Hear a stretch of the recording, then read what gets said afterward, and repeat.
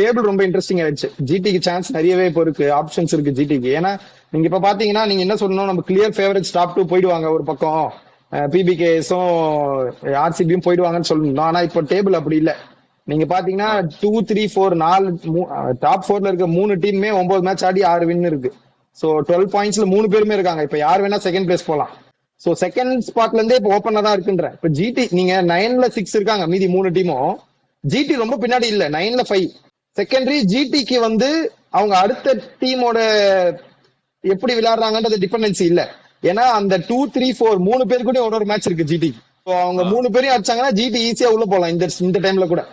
அதுல ஒரு பெரிய விஷயம், டாப் 4ல 3 பேர் கூட இருக்க மேட்ச்ல 2 மேட்ச் அகமதாபாத்ல இருக்கு. வெங்கட் சொன்ன மாதிரி பஞ்சாப்பும் கன்வின்சிங்கா இல்ல இப்போ அவங்க பவுலிங்ல என்ன பார்த்தா. ஆனா ஆட் பாயிண்ட்ல இருக்கனால நான் ஆப்ஷன் தரேன். அவங்க எப்படி இன்னும் 2 ஜெயிச்சாங்கன்னா ஈஸியா ஃபர்ஸ்ட் ஆர் செகண்ட்ல முடிக்க ஆப்ஷன்ஸ் ஜாஸ்தி. சிஎஸ்கேக்கு ஒரு அவுட் சைட் சான்ஸ் கொடுப்பேன் நானு. ஏன்னா அவங்களுக்கு இன்னும் டாப் டீம்ஸோட கேம் இருக்கு. இந்த டோர்னமெண்ட் இப்ப பாத்தீங்கன்னா 9ல 6 மீதி எல்லாருமே இருக்காங்கல்ல. நீங்க 2 கேம் ஸ்லிப் பண்ணீங்கன்னா ஈஸியா டாப் 4ல இருந்து வெளிய வந்துடலாம். நாங்களும் டாப் டீம் கிடையாதுடா. நீங்க என்ன இதுக்கு முன்னாடி அவனே ஏதோ பாசிட்டிவா பேசுறாரு, வந்துடுறான் உடனே தூக்கி டாப் டீம் அவன் கலாய்க்கிறாடா. டேய் டாப் 4 டீம் இதுதான் மாதிரி செட் ஆன மாதிரி இருந்தது. இன்னைக்கு ஜிடி வின்னால டேபிள் கொஞ்சம் ஓபன் ஆன மாதிரி இருக்கு.